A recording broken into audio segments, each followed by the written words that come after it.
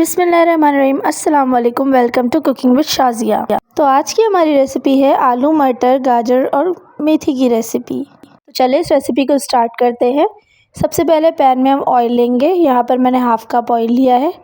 Oil لینے کے بعد اسے اچھی طریقے سے گرم کر لیں گے۔ اس میں شامل کر دیں گے باریک کٹی ہوئی پیاز۔ یہاں پہ میں نے 2 باریک کٹی ہوئی پیاز شامل کی ہے۔ پیاز لائٹ براؤن کلر کی ہو جائے تو اس میں ہم شامل کر دیں گے ٹماٹر۔ یہاں پر میں نے 2 چھوٹے ٹماٹر کو کٹ کر لیا ہے۔ ٹماٹر کو ایڈ کرنے کے بعد اب اس میں نمک شامل کر دیں گے۔ نمک شامل کرنے سے ٹماٹر بہت جلدی گل جاتے ہیں۔ یہ ایک ٹپ ہے، اسے ضرور آزمائیے گا۔ اس کے بعد اسے تھوڑی دیر کے لیے ہم پکائیں گے۔ اب ہم شامل کر دیں گے اس میں لہسن اور ادرک کا پیسٹ۔ ½ ٹیبل اسپون لہسن اور ½ ٹیبل اسپون ادرک کا پیسٹ شامل کیا ہے۔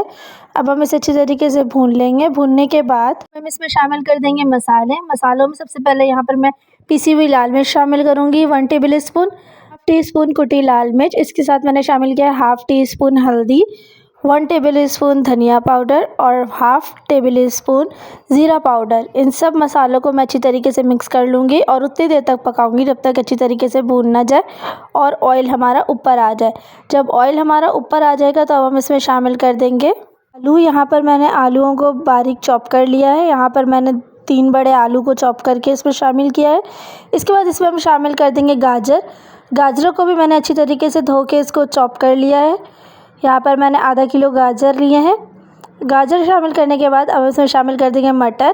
مٹر کی کوانٹٹی بھی ½ کلو ہی ہے۔ مٹر شامل کرنے کے بعد اس طریقے سے ہم بھون لیں گے۔ بھوننے کے بعد اب ہم اس میں شامل کر دیں گے میتھی۔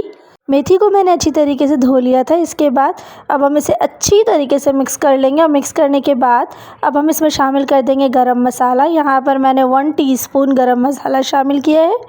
گرم مسالہ شامل کرنے کے بعد اب ہم اسے اچھی طریقے سے بھون لیں گے اور اسے 15 سے 20 منٹ کے لیے لو فلیم پر ڈھک کر پکائیں گے۔ اب آپ دیکھ سکتے ہیں ساری سبزیاں ہماری اچھی طریقے سے گل چکی ہیں۔